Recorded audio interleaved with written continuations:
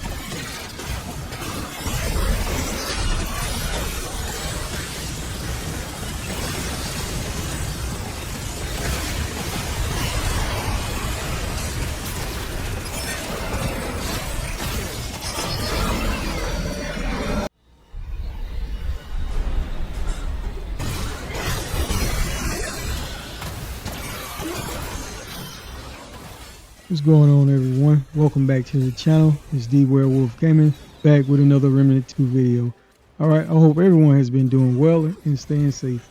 Today, guys, I got a really fun build to showcase, guys. This build is very fun, has great survivability, and you really will enjoy playing with this build. Alright, this build has a lot of diversity because it's a mod-based build, guys, and it allows you basically to use whichever mods you prefer, and that's what makes it really fun to use.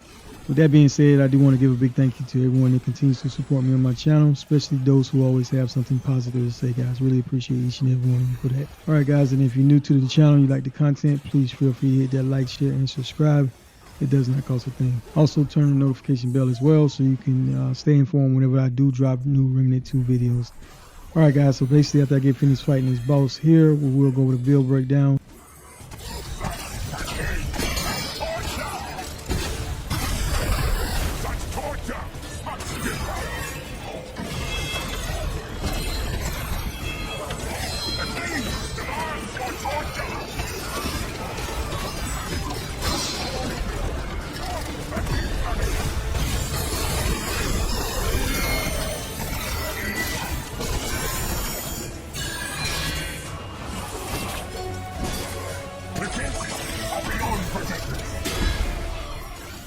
Alright, guys, so I hope that was enough gameplay just to show you how powerful this build is, guys.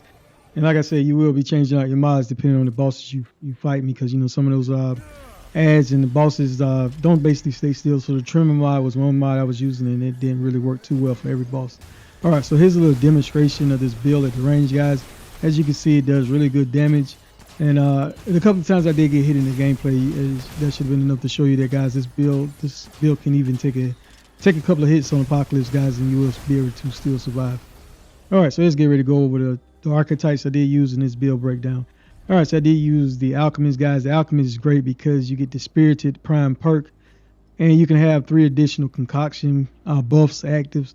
So you got the 3 that you get, guys, and the 1 that you normally can use already. Then on top of that, if you use the Snake Oil tonic as well, you'll get another concoction. I did choose the Vile Elixir of Life skill. That way I can get extra life if I go down. And the Archon was my primary for the mod generation, but I did choose the Chaos Gate skill. And basically you get that unbridled chaos, guys, and as long as you stand within that aura, you can build up stacks up to 50 times. And when you get to 50 stacks, guys, you have 35% increase in all damage, but you will take 15% increase in all damage as well. Having any stacks, guys, you will generate 10% mod power generation. Alright, guys, as far as your armor, whichever armor you prefer, and your relic as well, guys, didn't really matter. I like the Tranquil Heart relic for the passive health regen. And given the fact, guys, I hardly ever use my relic, so it works great in my builds.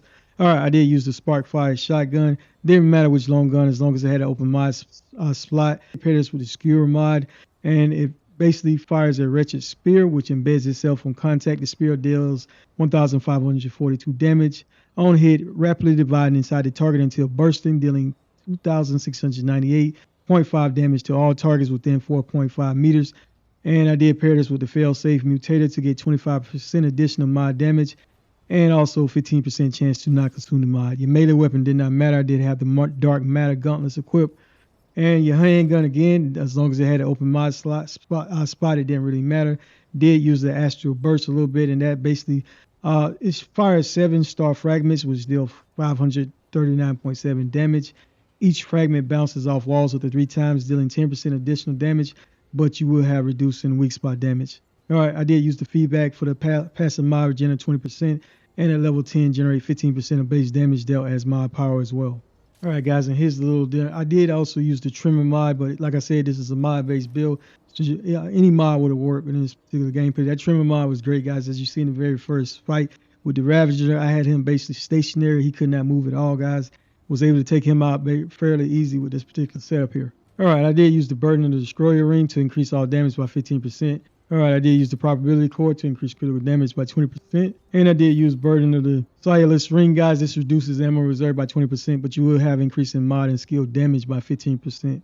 Alright, and the Shard Bandit ring was great because it increases mod damage by 12%. Alright, you had a lot of choices when it came to your amulet, guys, but I did use the reaction chain.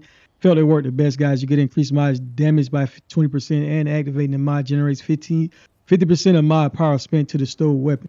So you want to make sure you're going back and forth on your weapons to keep those mods up. All right, some other amulets that would have worked great on this particular setup are the Golden Ribbon Amulet, guys, because it increases mod damage by 25% and grants haste for 15 seconds. Haste increases the actions of everything you do.